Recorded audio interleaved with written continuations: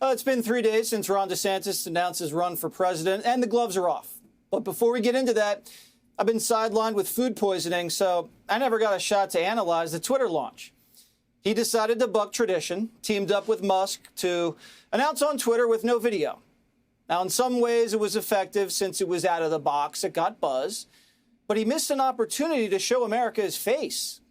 This was maybe the biggest moment of his career, and there's no video of it. There was nothing for networks to broadcast, no clips to distribute and run on loop for days, nothing to post online. Newspapers and websites couldn't even slap the announcement image on the front page. Plus, you run the risk of glitches, and that could have been executed better. But on the flip side, his team says the risk paid off because the guy's raised a ton of money since then. He raised over $8 million in 24 hours, and that's a record. And now that the Twitter launch is out of the way, DeSantis is sticking to a more traditional campaign approach. He's doing the media blitz, Fox, Talks Radio, podcasts. And next week, he's holding events in Iowa, New Hampshire, and South Carolina. So his foot's on the gas and his sights are set on Trump, who's looking to neutralize Ron's strength on COVID. Listen. When the Ron DeSanctimonious facts come out, you will see that he's better than most Democrat governors, but very average at best compared to Republican governors who have done a fantastic job. How about the fact that he had the third most deaths of any state having to do with the China virus or COVID? Even Cuomo did better. He was number 4. He shut down everything, including the beaches. So Trump's been taking swipes like this at Ron for months, but now the Florida governor's finally pushing back. Here's DeSantis this morning. Would you have rather have lived during COVID under Cuomo in New York? Are you glad that we in Florida stood up to people like Dr. Fauci?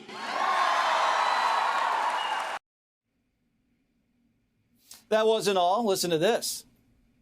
He did great for 3 years, but when he turned the country over to Fauci in March of 2020, that destroyed millions of people's lives. And in Florida, we were one of the few that stood up, cut against the grain, took incoming fire from media, bureaucracy, the left, even a lot of Republicans. There's definitely room for DeSantis to attack Trump with the Fauci thing, and that's going to be interesting to watch. But will COVID really be a factor in the Republican primary? Probably not. COVID's in the past. So if DeSantis is going to use COVID against Trump, he's got to make it about tomorrow. Why does that matter in 2024? Now, I haven't heard him advance that issue into the future yet. Now, more from DeSantis. Trump's been calling him an establishment guy. And here's his response to that. Look at my record. How many establishment Republicans would have sent illegal aliens to Martha's Vineyard? How many establishment Republicans would have stood up against Disney? Well, when it comes to Trump, he thinks Disney, that issue, was mishandled. Listen. Look at Disney and what a mess it is. Could have worked out an easy settlement, but no, he wanted to show the fake news how tough a guy he is. He's not. And the whole Disney thing is really very unfortunate. Now thousands and thousands of jobs are being stopped, and a lot of people are very upset about it. Now, Disney's been a part of Trump's attacks for months, and DeSantis has kept quiet until now. He's going left on culture. He's even sided with Disney against me. You know, I stood up to Disney because I oppose the sexualization of our children. I think it's wrong in school, but I also think it's wrong when Disney's trying to jam that into their programming. So we not only beat them on parents' rights legislation, we ended their self-governing status in Florida, which they were not entitled to, and which was not appropriate given the direction that they're going as a company. DeSantis says Trump is going to the left on culture. Now, Trump's going to point out to years of him attacking political correctness, so we'll see how that plays out. And DeSantis adds this. Trump's going left on policy, too. He hits him with this. He's attacked me for opposing an amnesty bill. He wanted to amnesty 2 million illegal aliens in 2018 when he was president. I opposed him on that because I'm opposed to amnesty. He also attacked me for opposing some of these omnibus spending bills. And I did, because it was a waste of money.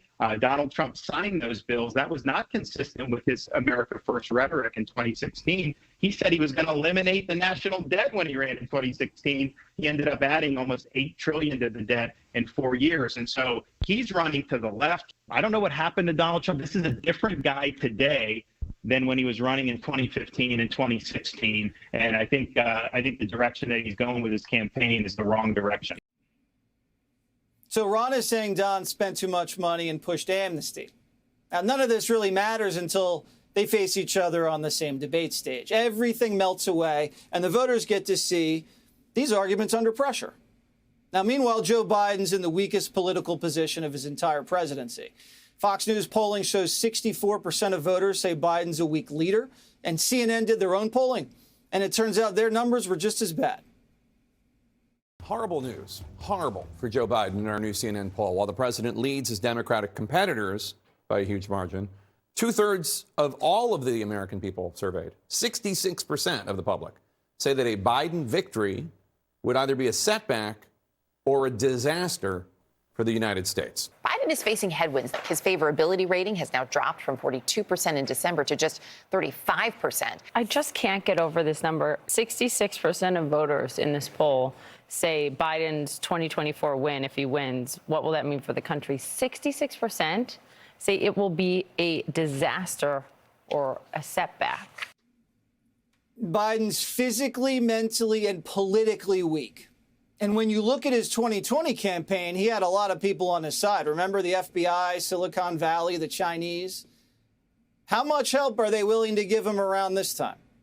Now, we're watching them, and they know that we're on to them. So Biden might not make it. And this makes the Republican primary so critical. Whoever gets the nomination is in a great position. And right now, the numbers point to Trump. Fox News polling shows him with a 33-point lead over DeSantis among Republican primary voters. Trump's feeling confident. He doesn't think DeSantis has what it takes.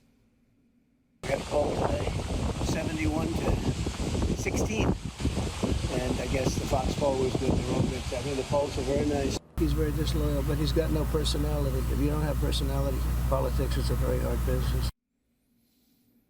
Here's the thing. DeSantis' calculation is to play the long game and be there as the alternative. You know, he could see Trump facing indictments, some of these dragging into next year. So if DeSantis can hang on to the money, if he can survive the debates, which won't be easy, he could play a factor.